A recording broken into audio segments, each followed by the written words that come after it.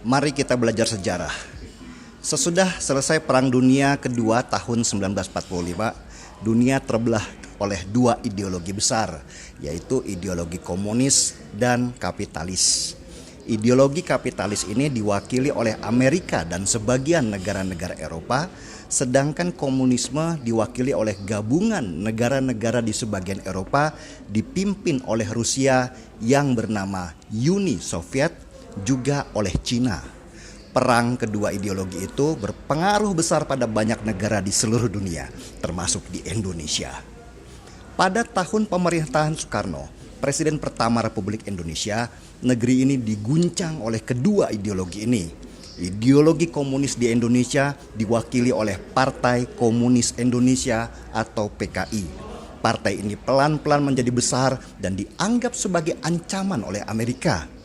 Meskipun Indonesia mendeklarasikan diri sebagai non-blok atau tidak berpihak pada satu ideologi apapun, tetapi panasnya api perang kedua ideologi ini tetap saja berpengaruh pada kita.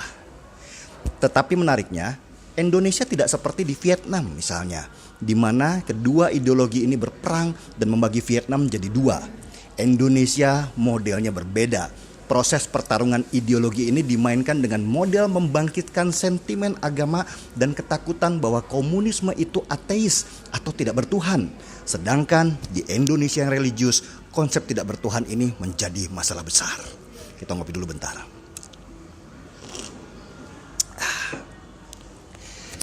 Dan akhirnya Soekarno pun difitnah memilih model komunisme sehingga ia dengan mudah dijatuhkan. Terjadilah peristiwa mengerikan di tahun 1965 di mana dikabarkan 1 juta jiwa orang yang dianggap komunis dibantai.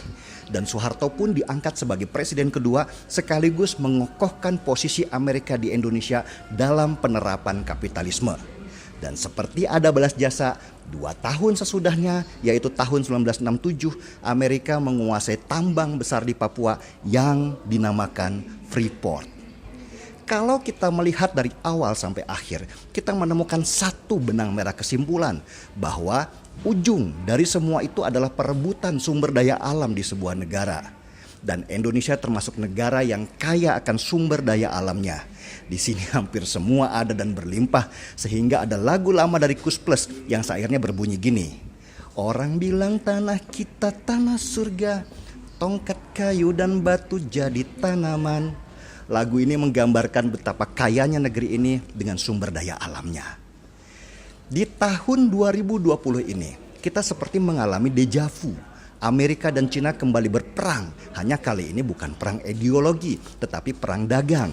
Amerika dan Cina saling memboikot produknya dan banyak negara yang terimbas oleh perang dagang kedua negara ini. Indonesia posisinya sama seperti dulu, tetap mengandalkan sumber daya alam sebagai bagian tercantik dirinya. Cuma kalau dulu yang dieksplorasi adalah emas dan minyak, sekarang nikel menjadi primadona. Kenapa nikel? Karena dunia sudah menuju teknologi yang membutuhkan bahan baku nikel sebagai sumber utamanya. Menurut sumber dari Kementerian ISDM, Indonesia adalah negara dengan cadangan biji nikel terbesar di dunia. Lebih dari 30% cadangan nikel di dunia ada di Indonesia. Nomor kedua adalah Australia yang punya lebih dari 20% cadangan biji nikel. Baru kemudian diikuti Brazil, Rusia, Kuba, Filipina, dan Afrika Selatan. Bahkan di tahun 2019 Indonesia dinobatkan sebagai produsen nikel terbesar di dunia. Dahsyat kan? Kecantikan ini bisa jadi kebanggaan sekaligus situasi bahaya buat Indonesia. Belajar dari pengalaman tahun 1965, perang dua negara besar Amerika dan Cina selalu berujung pada penguasaan sumber daya alam di sebuah negara. Dan ketika kembali kedua negara ini berperang dalam konsep perdagangan, kita juga harus waspada bahwa Indonesia kembali akan jadi pelanduk yang mati di tengah-tengah ketika dua gajah bertarung. Tanda-tandanya sudah ada kalau kita mau jeli melihat ya.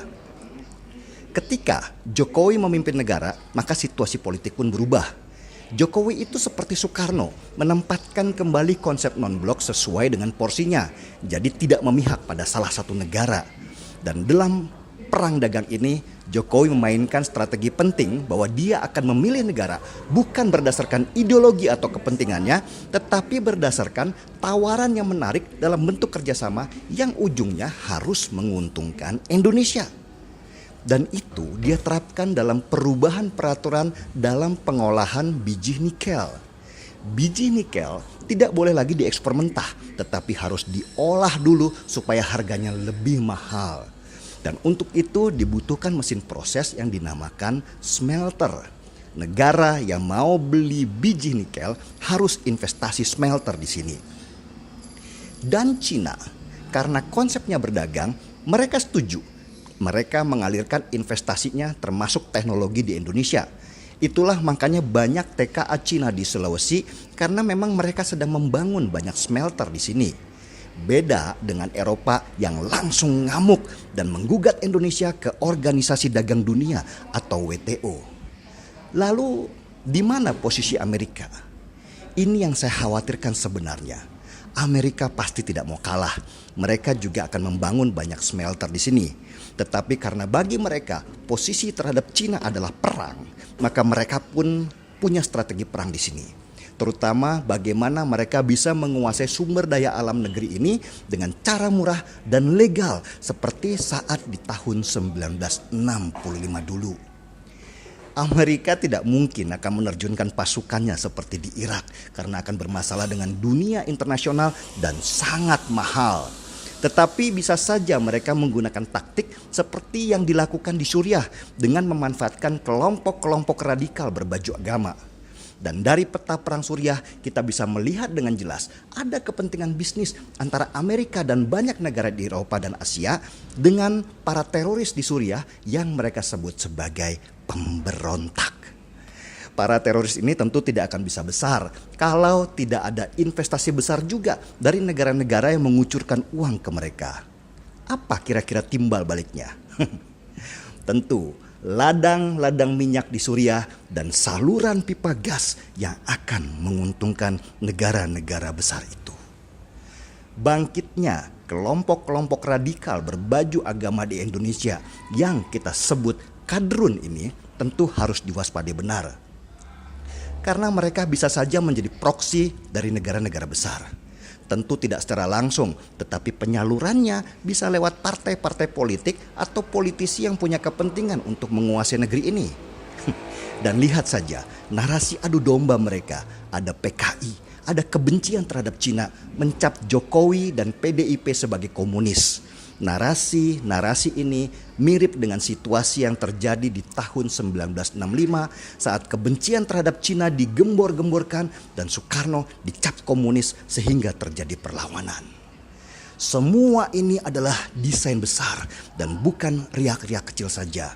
Mereka terus melakukan propaganda berulang-ulang di daerah supaya narasi PKI dan komunis dan kebencian terhadap Cina semakin terbenam di dalam benak dan akhirnya meledak di dalam perlawanan. Mereka sabar untuk itu, sesabar kita juga dalam melawan propaganda mereka. Secangkir kopi ini jadi saksi kalau kita bukan sedang membela Jokowi dalam bentuk sosok, tetapi kita membela NKRI supaya bisa tetap berdiri. Seruput dulu kopinya.